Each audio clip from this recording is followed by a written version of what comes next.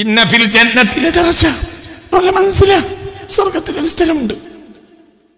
ലാ യലീഖു ഇല്ലാ ലിഅബ്ദിൻ മിൻ ഇബാദില്ലാഹ്, അല്ലാഹുവിന്റെ അടിമകളിൽ ഒരാൾക്കല്ലാതെ അത് യോജിക്കുകയില്ല.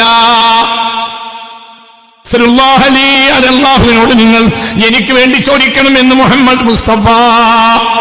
അല്ലാഹു നമുക്ക് തൗഫീഖ് തരട്ടെ. അതല്ലേ ചോദിക്കണത്? എവിടെ എവിടെ? അല്ലാഹുമ്മ رب هذه الدعوة التامة والصلاة القائمة آت محمدا الوسيلة والفضيلة والدرجة الرفيعة وابعثه مقاما محمودا الذي وعدته. وابعثه നബിയെ, അല്ലാഹുവേ എൻ്റെ നബിയെ നീ യാത്രയാക്കണം. എങ്ങോട്ട്? മഖാമ മഹ്മൂദൻ الذي وعدته, നബിക്ക് നീ കൊടുക്കാമെന്നേറ്റ മഖാമ മഹ്മൂദിലേക്ക്.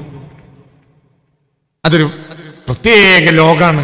അവിടെ വേറെ ആൾക്കുണ്ടാവും, വേറെ അധികാരം ഉണ്ടാവില്ല. അതിൻ്റെ അർത്ഥം വേറുള്ളവർ വരൂല എന്നല്ല. പ്രധാനമന്ത്രിയുടെ വീട്ടിൽ വേറെ നിൽക്കുന്നൂടെ? എന്തോ ഒരു മനുഷ്യന്മാരാണ്. അതിൻ്റെ അർത്ഥം നബി അവിടെ എങ്ങനെ ഒറ്റയ്ക്കിരിക്കണല്ല. നമ്മളോട് നബിക്ക് വേണ്ടി അത് ചോദിക്കാൻ പറഞ്ഞത് എന്താ? എന്തിനാ അങ്ങനെ? അത് എനിക്ക് കിട്ടിയാൽ നിങ്ങൾക്ക് കൂടെയാവും. അല്ലാഹു തൗഫീഖ് തരട്ടെ. ഉറക്കപ്പറ. നബിക്കത് കിട്ടുമ്പോൾ അത് നമുക്കുണ്ടാവും. നമ്മുടെ നബിയുടെ, നമ്മുടെ ആൾ MLA ആയി എങ്കിൽ MLA ക്വാർട്ടേഴ്സിൽ നമ്മൾ തിരുവനന്തപുരത്ത് പോകണമെങ്കിൽ റൂം എടുക്കൂല. നമ്മൾ സ്വന്തം ആളാണ് MLA എങ്കിൽ പിന്നെ തിരുവനന്തപുരത്തോട്ട് നമ്മൾ പുറത്തു പോയി റൂം എടുത്താൽ നമ്മളെ വലിയ പറ്റുമോ? അന്ന് നമ്മളെവിടെ പാർക്കും? എന്തോ ഒരു മനുഷ്യന്മാരാണ് പഠിച്ചവന്. നമ്മൾ ഒരാൾ MLA ആയാൽ നമ്മൾ തിരുവനന്തപുരത്ത് എന്നാൽ എവിടെ പാർക്കും? MLA ക്വാർട്ടേഴ്സ് പാർക്കും. നമ്മളൊരാൾ മന്ത്രിയായാലോ, നമ്മൾ സ്വന്തം ഒരാൾ MLA ആയാൽ പിന്നെ നമ്മൾ തിരുവനന്തപുരത്ത് പോയ വേറെ ഹോട്ടലിൽ റൂം എടുക്കും. നമ്മളെവിടെ പാർക്കും? MLA ക്വാർട്ടേഴ്സിൽ. അതിൻ്റെ നമ്മൾ പാറാപേരം ജേതാ എൻ്റെ MLA ചോദിക്കടാ, ഞാൻ ഏതാണ്? പോകാൻ ബാബു ആദിൽക്കൽ എന്നാൽ മൂത്തടുത്ത അവറാൻകുട്ടി വന്നിട്ടുണ്ട്. അപ്പം MLA കസേരന്ന് ചാടി എണീറ്റ് നന്ദിയുള്ള MLA ആണെങ്കിൽ MLA വരുന്നുണ്ട് നിശ്ചയം എന്ന് പറയാ, അങ്ങനെ കൊട്ടിക്കൊണ്ടില്ലേ അവരാൻ ആരാന്ന് വിചാരിച്ച് അവരാൻ്റെ പൈസ ഉണ്ടോ? ഞാൻ MLA അല്ല. മനസ്സിലായില്ലേ? നിങ്ങൾക്ക് പറഞ്ഞത് മനസ്സിലായോ? ഉദാഹരണം മനസ്സിലായോ പറഞ്ഞത്? നിങ്ങൾ അല്ലാഹുവിനോട് എനിക്ക് വേണ്ടി അത് ചോദിക്കണമെന്ന് മുഹമ്മദ് മുസ്തഫ. അവൻ നമ്മളാണല്ലേ രാജകുമാരൻ. നമ്മളാൾ പ്രധാനമന്ത്രിയാണെങ്കിൽ നമ്മൾ MP കോട്ടേഴ്സിൽ ഉറങ്ങുക. നമ്മളൊരു സ്വന്തം ആളാണ് ഇന്ത്യൻ പ്രധാനമന്ത്രിയാണെങ്കിൽ നമ്മൾ ഡൽഹി പോയ MP കോട്ടേഴ്സിലേക്ക് MP വിളിച്ചാൽ പോകും. MP നമ്മളെ തീവണ്ടി കണ്ടപ്പോൾ വിളിച്ചു, കാസിമി നിങ്ങളവിടെ വരി. MP ഇറങ്ങിപ്പോയാൽ ഉടനെ നമ്മൾ തൊട്ടടുത്ത ആളോട് പറയും, അവിടെയൊക്കെ ഞാൻ പോയി കിടന്നുറങ്ങിയാണ്ട് കൊതുകിന്റെ മൂട്ടയുടെ കടിയൊക്കെ കൊണ്ട കാലം ഉണ്ടായിട്ടുണ്ട്. ഇപ്പോഴും നമ്മൾ അങ്ങോട്ട് വരുന്നവൻ വിചാരിച്ച് നമുക്കിപ്പോൾ വരുന്നതിന് മുമ്പ് പ്രധാനമന്ത്രി ഫോൺ ചെയ്തിട്ടുണ്ട്. മനസ്സിലായോ? നമ്മളാൾ പ്രധാനമന്ത്രിയായാൽ നമ്മൾ പ്രധാനമന്ത്രിയുടെ കൂട്ടത്ത് താമസിക്കും. ഇല്ലെങ്കിൽ വേറുള്ളടത്ത് നമ്മൾ പോയാൽ അത് അദ്ദേഹത്തിന് കുറച്ചിലല്ലേ. നിങ്ങൾ എനിക്ക് വേണ്ടി ഫിർദൗസ് ചോദിക്കണമെന്ന് മുഹമ്മദ് മുസ്തഫ. സ്വർഗ്ഗത്തിലെ ഏറ്റവും ഉന്നതമായ സ്ഥലം ഫിർദൗസ് ആണെന്ന്, ഫിർദൗസിലെ എനിക്ക് വേണ്ടി മഖാം മഹ്മൂദ് ചോദിക്കണമെന്ന് മുഹമ്മദ് മുസ്തഫ. നിങ്ങൾക്ക് വേണ്ടി നിങ്ങൾ ഫിർദൗസും ചോദിക്കണമെന്ന് മുഹമ്മദ് മുസ്തഫ. അതായത് നമുക്കിപ്പോ 1100 കിലോമീറ്റർ 1200 കിലോമീറ്ററിലെ ആ വാതിലൂടെ കയറാൻ കഴിഞ്ഞാലും മതിയായിരുന്നു. പഠിച്ചോനെ അങ്ങനെ പറയരുത്. അള്ളാഹിനോട് നമ്മൾ എന്ത് പറയണം? അല്ലാഹുവേ നീ എനിക്ക് ജന്നാത്തുൽ ഫിർദൗസ് കോഴിക്കോട് അങ്ങാടിയിൽ നിന്ന് വാങ്ങുന്നത് അത്തറല്ല, ജന്നാത്തുൽ ഫിർദൗസ് അത്തറുണ്ട്. അതല്ല, അത് വിൽക്കണം തന്നെ എളുപ്പത്തിൽ തേച്ചോളുന്നില്ല. മനസ്സിലായോ? ഇത് നിങ്ങൾ വിചാരിച്ച കോഴിക്കോട്ട് അങ്ങാടിയിലെ ജന്നാത്തുൽ ഫിർദൗസ് എന്ന അത്തറല്ല. സ്വർഗത്തിലെ ഏറ്റവും ഉന്നതമായ ഏരിയ ഫിർദൗസ് ആണെന്ന് മുഹമ്മദ് മുസ്തഫ. അത് നിങ്ങൾക്ക് വേണ്ടി ചോദിക്കണം. ഞങ്ങൾ ചെയ്തിട്ടില്ലല്ലോ എന്ന് നിങ്ങൾ ബേജാറാവണ്ട. ചെയ്തിട്ടല്ല അള്ളാഹു തആല സ്വീകരിക്കുക. ചെയ്തത് അള്ളാഹിനെ പൊരുത്തപ്പെടിക്കാനാ. സ്വർഗം അള്ളാഹിന്റെ റഹ്മത്താണ്. ചെയ്യാത്തവൻ ചോദിക്കാം, ചെയ്തിട്ടൊന്നുമില്ല. മനസ്സിലായില്ല മക്കളെ? നമ്മൾ എന്നാലും ചെയ്യാൻ ശ്രമിക്കണം. എന്നാലും ചെയ്താലും ചെയ്തിട്ടില്ലെങ്കിലും എന്ത് ചോദിക്കാം? സ്വർഗം ചോദിക്കാം. അള്ളാഹു തരട്ടെ. ഞാൻ ചെയ്തിട്ടില്ല, ഞാൻ ചോദിക്കുന്നില്ല, അങ്ങനെ വിചാരിക്കരുത്. ചെയ്തവനും ചോദിക്കാം, ചെയ്യാത്തവൻ ചോദിക്കും. ചെയ്യാത്തവൻ ചോദിക്കുമ്പോൾ ചെയ്തവന് പറയാൻ പറ്റും, അഞ്ചൊത്ത് നിസ്കാരിക്കാത്ത ഫിർദൗസാണ് ചോദിക്കുക. നിസ്കരിച്ച് നമുക്ക് ഫിർദൗസ് തരുന്നത് നമ്മൾ നിസ്കാരം കൊണ്ടല്ല, അള്ളാന്റെ റഹ്മത്താ. അപ്പോൾ ആൾക്ക് നോക്കാം, മനസ്സിലായില്ലേ? ചെയ്തവനും ചോദിക്കാം, ചെയ്യാത്തവനും ചോദിക്കാം. ഈ സ്വർഗത്തിന്റെ വാതിലിൽ വന്ന ഹദീസുകൾ ഇങ്ങനെയാ. ഇതൊക്കെ സാമ്പിളുകളാ, അതിന്റെ അപ്പുറത്തേക്ക് നമുക്കറിയില്ല. എത്ര ദർജയുണ്ട്, എത്ര തട്ടുണ്ട് അറിയൂല. ഒരു കാര്യം അറിയാം, ഒരു തട്ടിന്റെ മേതയുള്ള തട്ട് താഴെയുള്ള തട്ടിനേക്കാൾ പറ വിശാലിക്കും. അപ്പോൾ അതിനനുസരിച്ച് അതിന്റെ വാതിലും പറ വിശാലായിരിക്കും. അത് ഓരോന്നിനനുസരിച്ചല്ലേ എന്റെ വാതിലുണ്ടാവുണ്ട് എന്നതുപോലെ അങ്ങനെ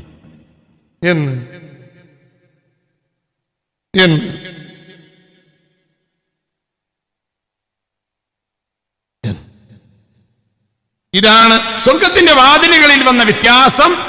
തമ്മിലുള്ള കാരണം, അടിസ്ഥാനപരമായ കാരണം ഇതായിരിക്കാം എന്ന് ബഹുമാനപ്പെട്ട ഹാഫിദ് ഇബ്നു ഖയ്യിം റഹിമഹുല്ലാഹ് രേഖപ്പെടുത്തിയതായി കാണാം. കൂട്ടത്തിൽ പറയട്ടെ ഒരു കാര്യം, ഇതാ സ്വർഗത്തിന്റെ മനസ്സിലായില്ലേ പറഞ്ഞത്. കൂട്ടത്തിൽ പറയട്ടെ ഒരു കാര്യം. അല്ലാഹു തആല തൗഫീഖ് തരട്ടെ. ഏകദേശമുള്ള ഏരിയകളെല്ലാം വിശദീകരിക്കുമ്പോൾ ഇത്തരം ഹദീസുകളാണ് കാണുന്നത്. സ്വർഗത്തിന്റെ വാതിലിന്റെ മനോഹാരിത.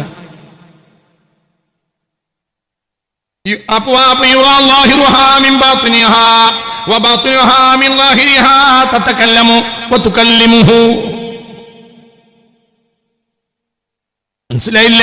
സ്വർഗത്തിന്റെ വാതിലിന്റെ പ്രത്യേകത, ആ വാതിൽ നമ്മളോട് സംസാരിക്കും. ആ വാതിൽ നമ്മളോട് ഉത്തരം പറയും, നടക്കേ എത്രയൊക്കെ എന്താ വേണ്ടത്. മാത്രമല്ല ആ സ്വർഗത്തിന്റെ വാതിലിനോട് എന്ത് പറഞ്ഞാലും അതിന് മനസ്സിലാവും. സ്വർഗത്തിന്റെ വാതിലിന്റെ പ്രത്യേകത, നിനക്കതിനോട് സംസാരിക്കാൻ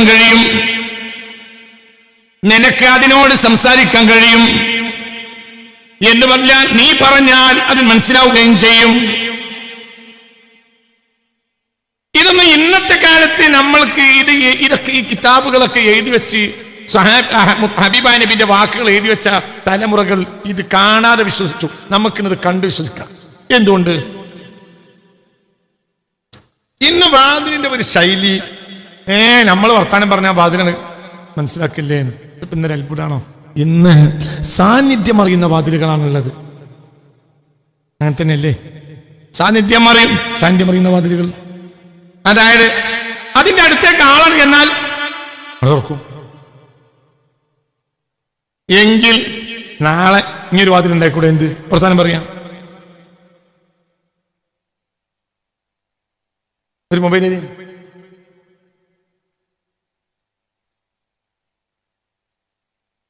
ഈ മൊബൈലിന്റെ ഇന്നത്തെ സൗകര്യം, ഞാൻ ജനിച്ച കാലത്ത് ഒരു ഫോണുണ്ട്. മൊബൈൽ ഫോണല്ലേ, ലാൻഡ് ഫോൺ. അതിലിങ്ങനെ കിടക്കണം നമ്പർ.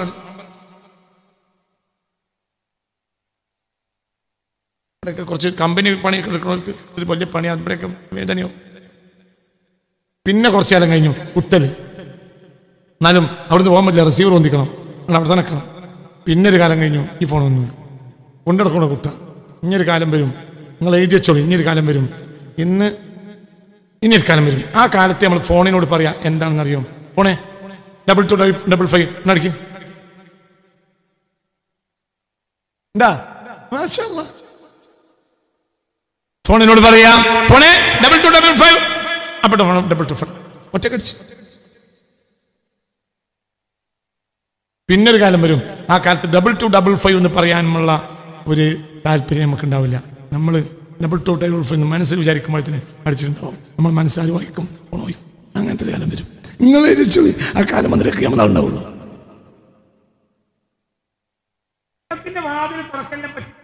ഇമാം റാസി തങ്ങള് ഹിജറ 6-ാം നൂറ്റാണ്ടിലാണ് ഇമാം റാസി തങ്ങള് അന്ന് എഴുതി വെച്ച വാക്ക് ഞാൻ അത്ഭുതപ്പെടുക. ഹിജറ 6-ാം നൂറ്റാണ്ടിലാണ് ഇമാം റാസി റളിയല്ലാഹു അൻഹു അന്ന് എഴുതി വെച്ച വാക്ക് നിങ്ങൾ ആലോചിക്കി.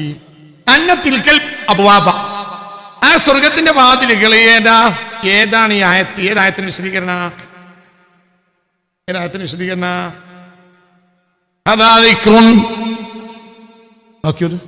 സ്വാധീനം ഹദാ ദിക്റുൻ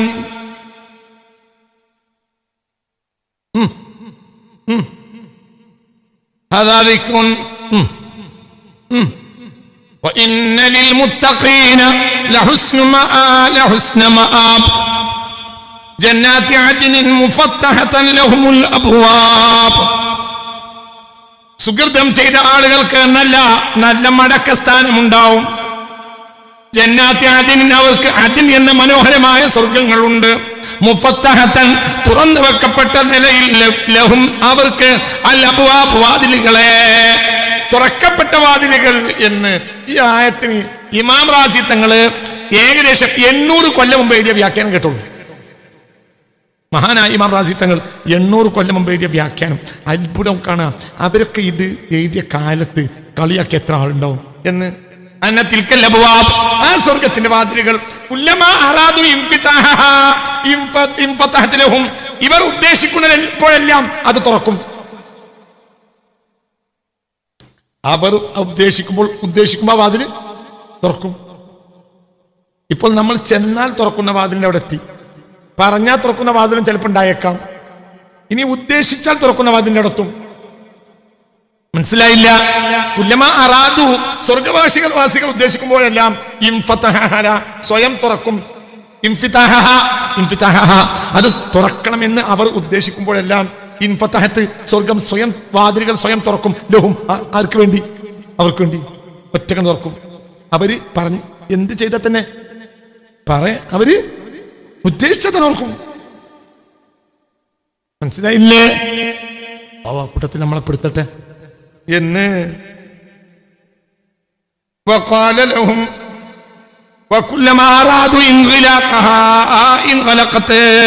അടയണമെന്ന് അവർ ഉദ്ദേശിച്ചാൽ അടയും, തുറയണമെന്ന് ഉദ്ദേശിച്ചാൽ തുറയും. അടയണമെന്ന് ഉദ്ദേശിച്ചാൽ അടയും, തുറയണമെന്ന് ഉദ്ദേശിച്ചാൽ തുറയും. ചിന്തിക്ക്. കളിയാക്കുന്നവർ കളിയാക്കാനായിട്ട് കുറച്ചെണ്ണം ഉണ്ടല്ല. കളിയാക്കൊളി. നിങ്ങൾ കളിയാക്കി തന്നെ പോകാനാണ് എങ്കിൽ നിങ്ങൾ കളിയാക്കും.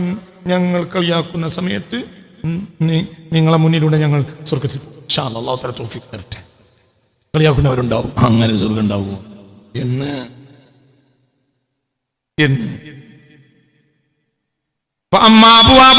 സ്വർഗത്തിന്റെ വാതിലുകൾ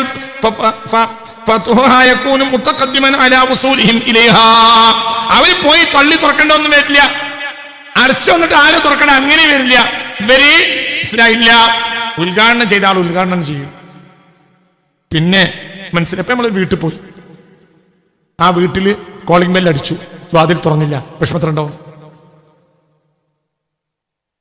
അങ്ങനെ വിഷമത്തിലുണ്ടാവും. ആ വീട്ടുകാർ നല്ലവരാണെങ്കിൽ തന്നെ ഒരു വേള തിരിഞ്ഞു പോയാലും നമ്മൾ ആഗ്രഹിച്ചു പോകും. നമുക്ക് പോവാം അങ്ങനെ വിചാരിക്കും.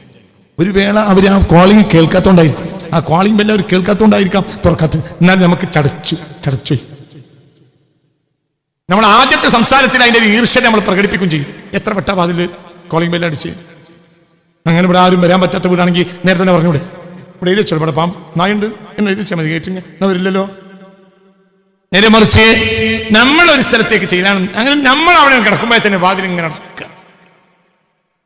മനസ്സിലായോ? അല്ലെങ്കിൽ നമ്മൾ വരുന്നുണ്ട് എന്ന വിവരം അറിഞ്ഞ് അതിന്റെ പാറാവുകാര് നമ്മളെ തുറന്നു വെച്ച് ആനയിച്ച് കാത്തിരിക്കുക. ഇതൊക്കെ അവസ്ഥകളാണ്. ഈ അവസ്ഥകളെല്ലാം ഉണ്ടാകാം. നീ ഉദ്ദേശിക്കുമ്പോഴത്തിന് തുറക്കുക. നീ വാതിൽ ഇതൊന്നുമല്ലട്ടാ, ഓരോ ഏരിയയിലും വാതിലുണ്ട്. ഇത് പ്രമുഖമായ വാതിലുകളാണ് ഓരോ സ്വർഗത്തിനുമുള്ള. ഇനി ഈ ആയത്തിന് ഈ വ്യാഖ്യാനം ഇമാം റാസി തങ്ങൾ എഴുതുമ്പോ സ്വയം തുറയുന്ന ഒരു വാതിലിനെ പറ്റി ഇല്ല. ഹിജ്റ 6-ാം നൂറ്റാണ്ടിലാണ് ഈ വ്യാഖ്യാനം എഴുതുന്നത്. ആര്? ഇമാം റാസി. എന്നാൽ ഹിജ്റ 14-ാം നൂറ്റാണ്ടിലാണ് ഇമാം മുത്തവല്ലി ഷഅറാവി ഈ വ്യാഖ്യാനം എഴുതുന്നത്. അവർ പറയണ നോക്കി, മനസ്സിലായില്ല? 6-ാം നൂറ്റാണ്ടിൽ സ്വയം തുറക്കുന്ന വാതിലുകൾ എന്ന് പറയുന്ന വാതിലിന് ഉദാഹരണം കാണിക്കാനില്ല. കാരണം അങ്ങനെ ഒരു 8 നൂറ്റാണ്ട് മുമ്പ് സ്വയം തുറക്കുന്ന ഒരു വാതിലിന് ഉദാഹരണം കാണിക്കാണ്ടോ? മനസ്സിലായോ പറഞ്ഞത്? അതേ സമയത്ത് അത് കഴിഞ്ഞിട്ട് പിന്നെ 14-ാം നൂറ്റാണ്ടിലാണ് ഈ വ്യാഖ്യാനം ഷെയ്ഖ് മുത്തവല്ലി ഷഅറാവിയുടെ. സ്വയം തുറക്കുന്ന വാതിലുകളാണ് സ്വർഗവാതിലുകൾ എന്നതിന് അവർ പറയുന്നൊരു ഉദാഹരണം നിങ്ങൾ നോക്കൂ. വലിയ വലിയ ഹോട്ടലുകളിലെല്ലാം നമ്മൾ കാണുന്നത് പോലെ വാതിൽക്കൽ വലിയ പാറാവുകാർ നിൽക്കും. ചിലപ്പോൾ സന്ദർശകൻ വന്നാൽ ചിലപ്പോൾ ഇയാൾക്ക് വാതിൽ തുറന്നു കൊടുക്കും. അയാൾ തുറക്കേണ്ടിയില്ല, അവർ തുറന്നു കൊടുക്കും.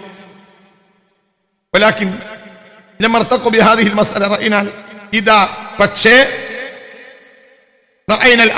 ഇപ്പോൾ ഇതാ അങ്ങനെ ഒരു ശൈലിയാണെങ്കിൽ ഇപ്പോൾ ഇതാ റഅയ്നൽ അബ്വാബ്, നമ്മൾ ഇപ്പോൾ റഅയ്നൽ അബ്വാബ ചില വാതിലുകൾ നമ്മൾ കാണുന്നു. എങ്ങനത്തെ വാതിലുകൾ? തുഫ്തഹു വഹദഹ, ഓട്ടോമാറ്റിക്കിയ. മനസ്സിലായില്ല? ഈ വ്യാഖ്യാനം എഴുതുന്നത് 14-ാം നൂറ്റാണ്ടിലാണ്. ആ വ്യാഖ്യാനം എഴുതുന്നത് 6-ാം നൂറ്റാണ്ടിലാണ്. ഇതിന് ഉദാഹരണം പറഞ്ഞു കൊടുത്തു, അതിന് ഉദാഹരണം കാണിക്കാനില്ല. ഇന്ന് ഇത് പറഞ്ഞാൽ ആള് ചിരിക്കൂല. അന്നത്തെ നിഷേധികൾ ഇത് കാണുമ്പോൾ ചിരിച്ചിട്ടുണ്ടാവും. ഇന്ന് ചിരിക്കാൻ കഴിയില്ല. എന്തുകൊണ്ട്? ഒരാൾ ചെല്ലുന്നതോടുകൂടെ തന്നെ സ്വയം തുറക്കുന്ന വാതിലിന് ഉദാഹരണം ഇന്ന്, ഒരാൾ അങ്ങോട്ട് എത്തുമ്പോഴത്തിൽ തുറക്കുന്ന വാതിലിന്റെ ഉദാഹരണം ഇന്നുണ്ട്. മനസ്സിലായില്ലേ? ഇനിയിപ്പോ പുതിയതാ പറഞ്ഞത്. എന്ത്? കുല്ലമാ അറാദു ഇൻഫിതാഹ ഇൻഫതഹത് ലഹും. ഇവർ ഉദ്ദേശിക്കുമ്പോൾ തുറക്കാൻ അപ്പ പറയുന്നത്. മനസ്സിലായോ? അതിനിപ്പോൾ ഉദാഹരണം കാണിക്കാൻ എന്റെ മുന്നിലില്ല. പക്ഷേ വല്ലാതെ നേരം വൈകാതെ ഇത് സോഷ്യൽ മീഡിയയിൽ 1 കൊല്ലോ 2 കൊല്ലോ ഓടുമ്പോഴത്തിന് അവിടെയും എത്തുമെന്ന് തന്നെയാണ് എന്റെ പ്രതീക്ഷ. മനസ്സിലായോ? അതായത് മുത്ത് മുഹമ്മദ് മുസ്തഫ പറഞ്ഞു വെച്ച ഈ കാര്യങ്ങളുടെ ഒരു രൂപശൈലിയെങ്കിലും കാണാതെ നമ്മളൊന്നും ഈ ലോകത്തുനിന്ന് പിരിഞ്ഞു പോകില്ല. പലതും സ്വർഗത്തിന്റെ വിശാലത കാണുമെന്നല്ല. ഇനിയോ അതിന്റെ ഭംഗി എന്താണെന്നറിയോ? അത് ചെല്ലും, അവൻ അവിടെ എത്തുമ്പോഴേത്തിന് അത് തുറന്നു വരും എന്ന് മാത്രമല്ല,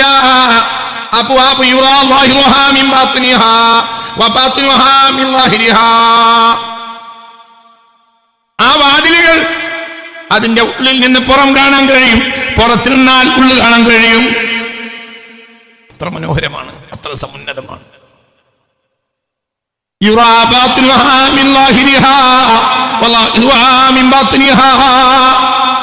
അതിന്റെ ഉള്ളിൽ നിൽക്കുന്ന ഒരാൾക്ക് പുറത്ത് എന്തൊക്കെയുണ്ട് അതെല്ലാം കാണാം. പുറത്ത് നിൽക്കുന്ന ആ വാതിൽക്കൽ എത്തിച്ചേർന്ന ഒരാൾക്ക് എന്തൊക്കെയാണോ ഉള്ളിലുള്ളത് അതും കാണാം. അതാണ് അതിന്റെ വാതിലുകൾ. ഓരോ വാതിലിനും വീതിയിൽ വ്യത്യാസമുണ്ട്, അതിനനുസരിച്ച് സൗകര്യത്തിൽ വ്യത്യാസം ഉണ്ടാവും. മനസ്സിലായില്ലേ? ഇത് നാളെ മുഅ്മിനീങ്ങൾക്ക് മുന്നിൽ തുറന്നു വരും. വസിയഖല്ലദീന തഖൗ റബ്ബഹും ഇലൽ ജന്നതി സുമറാ ഹത്താ ഇദാ ജാഉഹാ, അവരവിടെ എത്തുമ്പോൾ വഫുതിഹത്, എത്തരത്തിൽ തുറക്കപ്പെട്ടിട്ടുണ്ടാകും അബ്വാബുഹാ. അതാണ് അർത്ഥം. അവർ അവിടെ എത്തുമ്പോഴത്തിന് വഫുതിഹത് അബ്വാബുഹാ, വാതിലുകൾ തുറക്കപ്പെട്ട സ്ഥിതിയിലായിരിക്കും. ഹാലാണ് ഹത്താ ഹത്താ ഇദാ ജാഉഹാ വഫുതിഹത് അബ്വാബുഹാ, അവരവിടെ എത്തുമ്പോഴത്തിന് മലർക്കെ തുറന്നിട്ടുണ്ടാവും. ഒരു സെക്കൻഡ് കാത്തു നിൽക്കേണ്ടി വരില്ല. എന്നെ ആട്ടുമോ? പേടിയില്ല. എന്തുകൊണ്ട്? തുറന്നിട്ടുണ്ടോ.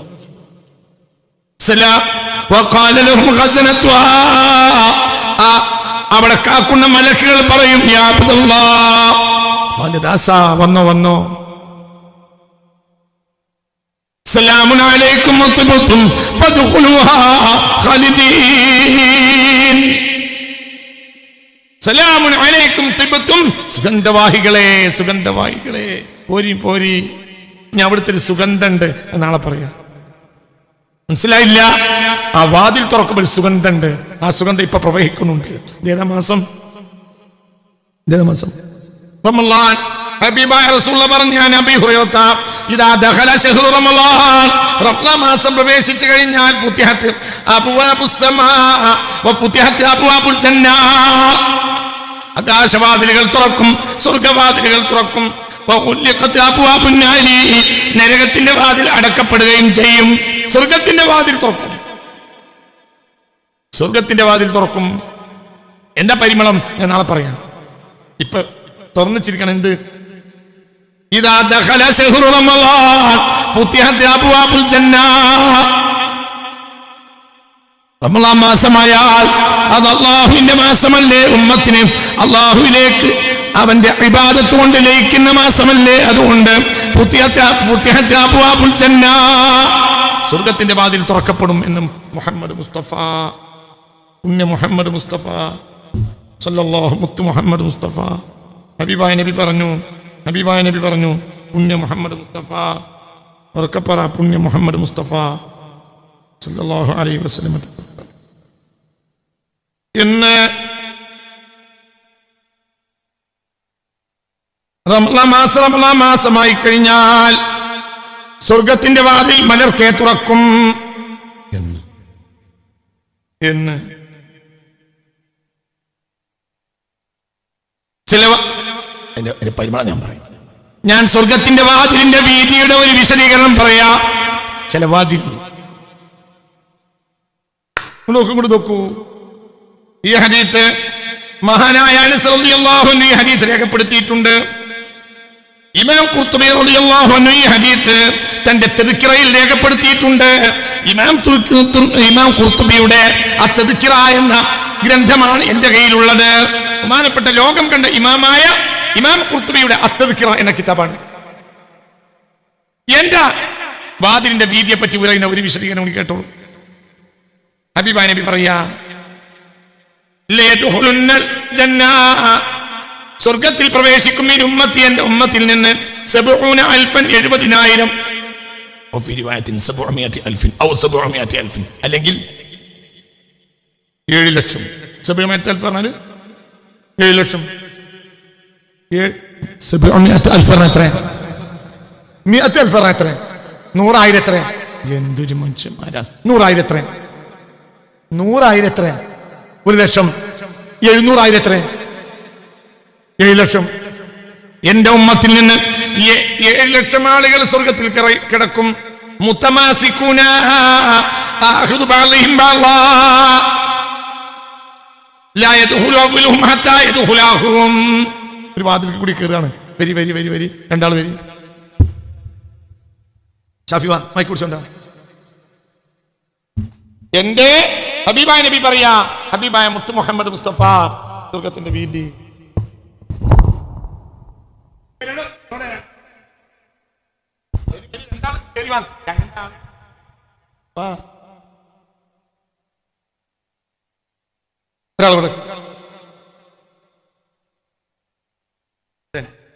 മുത്തമാസിക്കൂനം. ഈ കൈ കിടക്കടോ, എന്താടാ നിനക്കൊക്കെ പറ്റേ?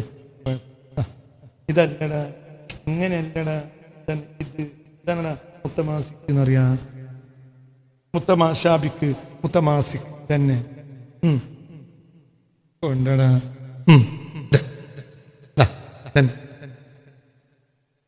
മുത്തശാബിക്കെന്നും ഹദീസുണ്ട്. തന്നെ തശാബുക്ക്, വിരലിലേക്ക് കൂർക്ക. മനസ്സിലായില്ലേ? ഇങ്ങനെ 70,000 അല്ലല്ലോ, 7 ലക്ഷം അവർ സ്വർഗവാതിൽ കയറും. ലാ യദ്ഖുലു അവ്വലുഹും ഹത്താ യദ്ഖുല ആഖിറുഹും. അവസാനത്തെ ആളും ആദ്യത്തെ ആളും എന്ന് വ്യത്യാസമില്ല. അപ്പൊ എങ്ങനെ പോകും? 7 ലക്ഷം ആളുകൾ.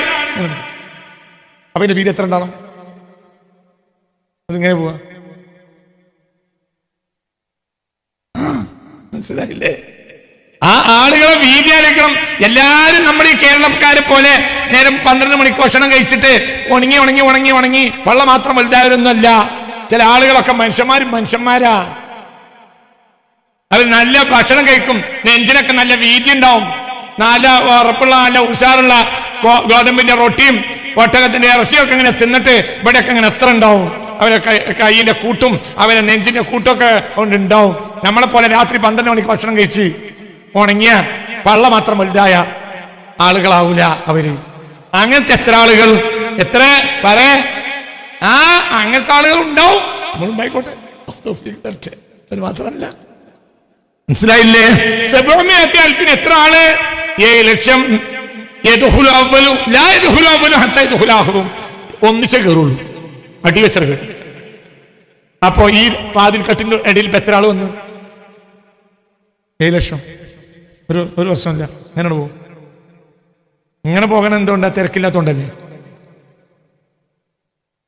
മനസ്സിലായില്ല. തിരക്കുള്ളവർക്കാണെങ്കിലോ ഇങ്ങനെ പോകും. ഇപ്പൊ നമ്മള് ഇങ്ങനെ പോവാ, ഇങ്ങനെ പോയി നമ്മളിപ്പോ ഈ മുറ്റത്തിന്റെ, മനസ്സിലായല്ലോ, ഈ ഓഡിറ്റോറിയത്തിന്റെ ആ എൻഡിലെത്തിയാലോ ഇങ്ങനെ പോകും. എന്തുകൊണ്ട്? അവൾ കുടിസാണ്. അപ്പൊ നമ്മൾ കൈ വിടും. വെങ്കടക്കടോ എന്നറിയും. എന്നിട്ട് ഞാൻ കയറിയിട്ട് വരികടോ, ഇപ്പം കയറിയിട്ട് ഞാൻ കയറിയിട്ട് പോകും. എന്നാൽ എന്റെ സമുദായത്തിലെ 7 ലക്ഷം ആളുകളൊക്കെ ഒരേ സമയത്ത് ആണ്ട് കയറും സ്വർഗത്തേക്ക്. എങ്ങനെ? കൈ കോർത്ത് പിടിച്ചെടുക്കും. എന്തുകൊണ്ട്?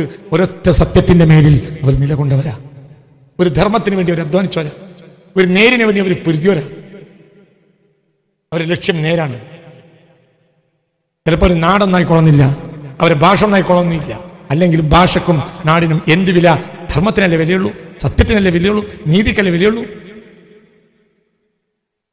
മനസ്സിലായില്ലേ? എന്റെ അയൽക്കാരനായ ക്രൂരനേക്കാൾ അമേരിക്കക്കാരനായ ഒരു നല്ല മനുഷ്യനോടല്ലേ നമുക്ക് ഹൃദയബന്ധമുള്ളത്? മനസ്സിലായില്ല? ഒരു ജാതിക്കും ഒരു സംഗതിക്കും ഒരു ഉപകാരവും ചെയ്യാതെ രാജ്യത്തിനും സംസ്ഥാനത്തിനും കുടുംബത്തിനും പ്രദേശത്തിനും രാജ്യത്തിനും രാഷ്ട്രത്തിനും മുഴുവനും എതിരായി നിൽക്കുന്ന ഒരുത്തൻ, ഒരു അക്രമി, കണ്ടവരെ മുഴുവനും അപകടപ്പെടുത്തുന്ന ഒരു അക്രമിയേക്കാൾ നല്ലതാരാ? അമേരിക്കയിലെ ഒരു നല്ല മനുഷ്യനല്ല. മനസ്സിലായോ പറഞ്ഞത്? അപ്പോൾ അവർ തമ്മിൽ രാജ്യം ഒന്നായിക്കൊള്ളുന്നില്ല, ഭാഷ ഒന്നായിക്കൊള്ളുന്നില്ല, കാലം ഒന്നായിക്കൊള്ളുന്നില്ല. ഒരു സത്യത്തിന് വേണ്ടി സമർപ്പണം ചെയ്ത് മരിച്ചുപോയ ഒരാൾക്ക് ശേഷമായിരിക്കും പിന്നെ മറ്റേ ആൾ വന്നിട്ടുണ്ടാവുക. നമ്മളെ കൂടെ കൈ കോർത്ത് പിടിക്കാൻ ചിലപ്പോൾ 100 കൊല്ലം മുമ്പ് മരിച്ച ആളായിരിക്കും. മനസ്സിലായില്ലേ? എന്നെ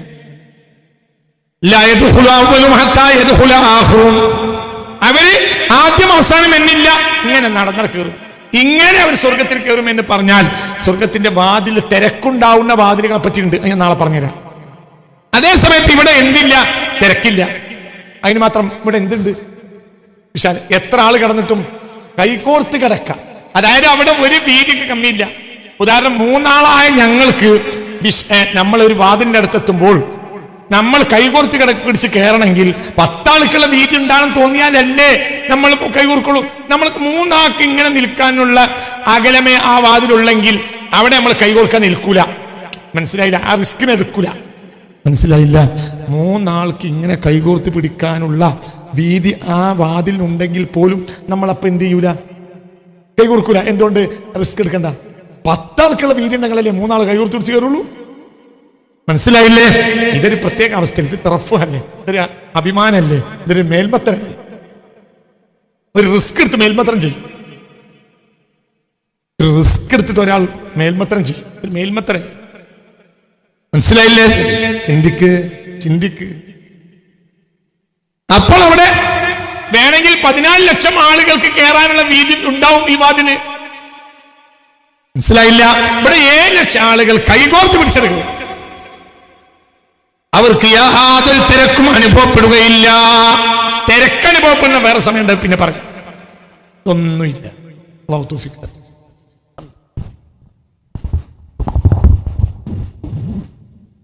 ഇതാണ് സ്വർഗം. ഇതാണ് സ്വർഗം. അങ്ങനെ കയ്യും പിടിച്ച് കയറാനുള്ള കാരണം എന്താ? അവർക്കറിയാം അവർക്ക് സ്വർഗമുണ്ട്. അവർക്കറിയാം അവരെ തടയാൻ ആളില്ല. അവർക്കറിയാം അവർക്ക് തടസ്സമില്ല. എന്തുകൊണ്ട്? ദുനിയാവ് മുഴുവൻ തടസ്സമായ ജനതയ്ക്ക് ആഖിറത്തിൽ എന്ത് തടസ്സം? ദുനിയാവ് മുഴുവൻ തുറന്നു കിട്ടിയവന് ആഖിറത്തിൽ എന്തു നേട്ടം? ദുനിയാവിൽ മുഴുവനും തടസ്സമായി നേരിന്റെ മുന്നിൽ അധ്വാനിച്ചു, നേരിന് വേണ്ടി സമർപ്പിച്ചു. എവിടെ തടസ്സം? അധ്വാനിച്ചത് നേരിന് വേണ്ടിയാണ്, പടപൊരുതിയത് നേരിന് വേണ്ടിയാണ്. എവിടെയും തടസ്സം തന്നെ. ദുനിയാവിൽ അങ്ങനത്തെ ഒരാൾക്ക് ആഖിറത്തിൽ എന്ത് തടസ്സം? അള്ളാഹു നമുക്ക് തുറന്നു തരട്ടെ. അള്ളാഹു തുറന്നു തരട്ടെ. വാതിലിനെ പറ്റിയും വാതിൽ കയറുന്നവരെ പറ്റിയും നാളെ പറയും. ഇതിന്റെ ബാക്കിയുണ്ട്. വാതിലിന്റെ കുറച്ച് വിശദീകരണം, ആ വാതിലൂടെ ആദ്യം പ്രവേശിക്കുന്നവരുടെ സൗന്ദര്യവും നാളെ പറയും. അള്ളാഹു തൗഫീഖ് തരട്ടെ. ഓരോന്ന് പറയും. സ്വർഗത്തിലുള്ള കൃഷിയുണ്ട്, സ്വർഗത്തിൽ പാട്ടുണ്ട്, സ്വർഗത്തിൽ വിനോദമുണ്ട്, സ്വർഗത്തിൽ അങ്ങാടിയുണ്ട്, എല്ലാം പറയും. എല്ലാം സ്വർഗത്തിൽ പുഴകളുണ്ട്, ആരും മുങ്ങി മരിക്കൂല, എല്ലാം ഉണ്ട്.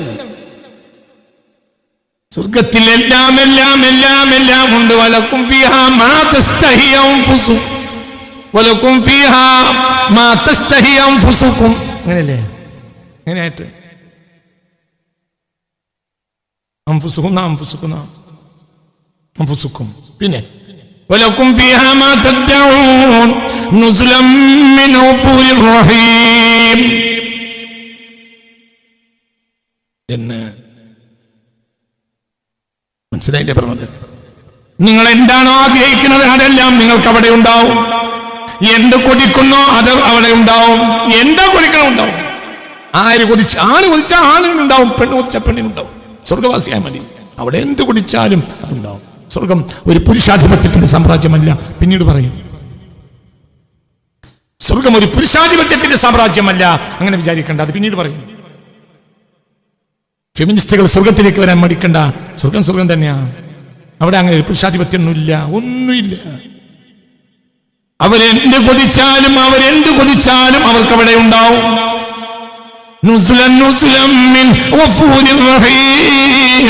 ഏറെ പൊറുക്കുന്നവനും ഏറെ കരുണാവാരിധിയുമായവന്റെ സൽക്കാരം. എല്ലാം അതിന്റെ മനോഹാരിതയും അതിന്റെ പരിമളവും പറഞ്ഞു തീർന്നില്ല. നാളെ പറയും.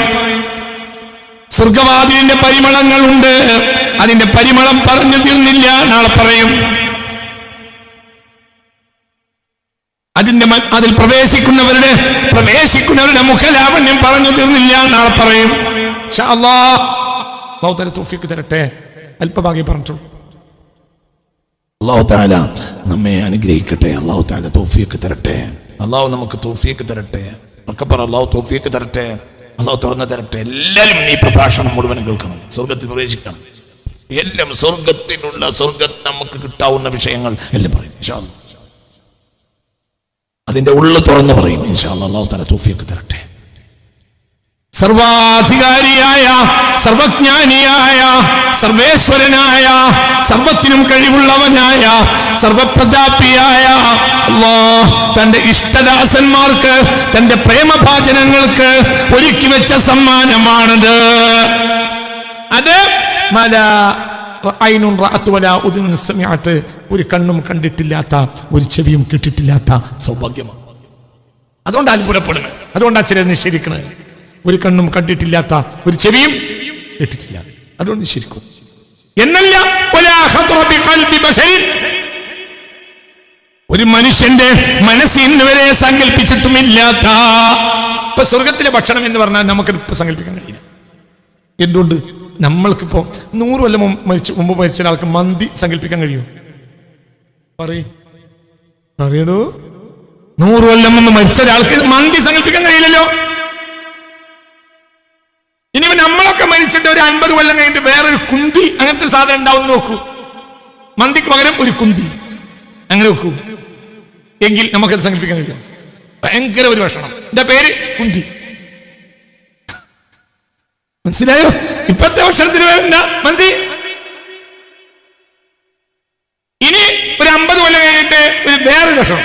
അന്ന് ഭൂമി ഉണ്ടാവുകയാണെങ്കിൽ, ഉണ്ടാവുമല്ലേ എനിക്കറിയില്ല. 50 കൊല്ലം കഴിഞ്ഞിട്ട് ഭൂമി നിലനിൽക്കുകയാണെങ്കിൽ, നിലനിൽക്കൂലെന്ന് വിചാരിക്കേണ്ടത്, നിൽക്കുന്നതിനെ വിചാരിച്ചാൽ അന്ന് വേറൊരു ഭക്ഷണം ഉണ്ടാവാം. എന്റെ പേര് കുന്തി. അതെങ്ങനെയായിരിക്കും? അങ്ങനെ നിങ്ങൾക്ക് പറയാം. അങ്ങനെയായിരിക്കും. കാരണം പറ, സങ്കല്പിക്കുകയാണെങ്കിൽ നമ്മൾക്കുണ്ടായിരിക്കും.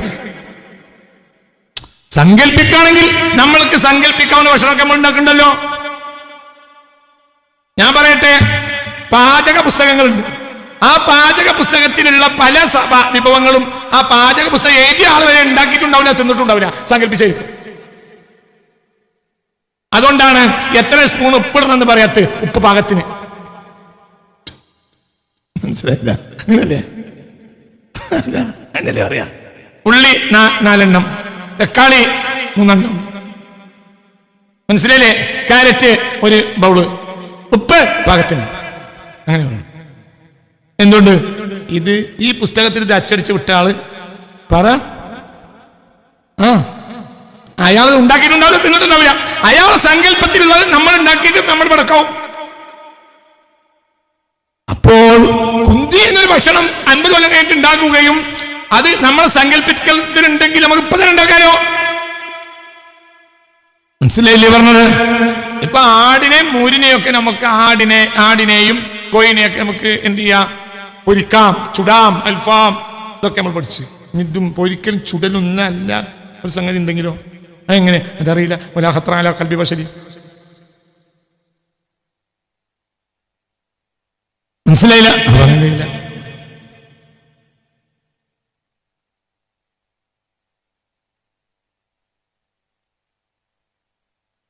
ഇപ്പോഴുണ്ട് ചില ഹോട്ടലുകൾ. ഞാനൊരിക്കലും ഒരു യാത്രയിൽ മക്കയിൽ നിന്ന് മദീനയിലേക്ക് യാത്ര ചെയ്തപ്പോൾ ഒരു രാത്രി ഒരു ഹോട്ടലിൽ കയറി, ഭക്ഷണം നിർത്തി കയറി.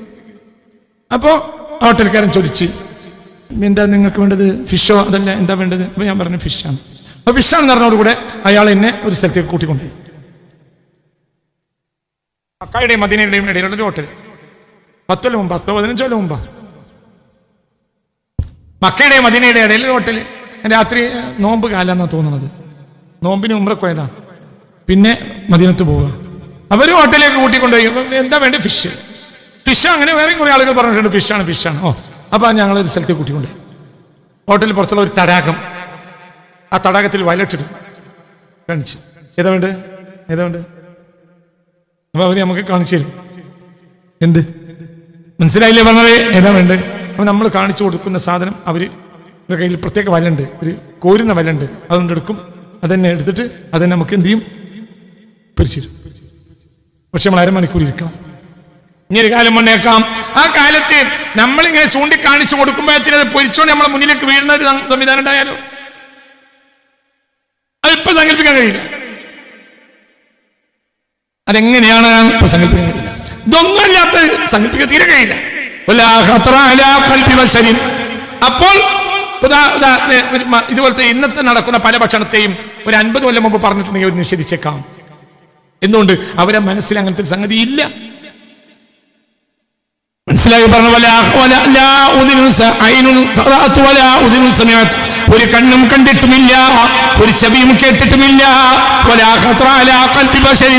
അവിടുത്തെ സൗഭാഗ്യങ്ങൾ ഒരു മനസ്സിനും രൂപപ്പെടുത്താൻ കഴിയുകയും ഇല്ല. ആ രൂപത്തിലായിരിക്കും. അല്ലാഹു തആല തൗഫീഖ് തരട്ടെ. ആ വാതിലിന്റെ പരിമളവും ആസ്വാദനവും നാളെ പറയും.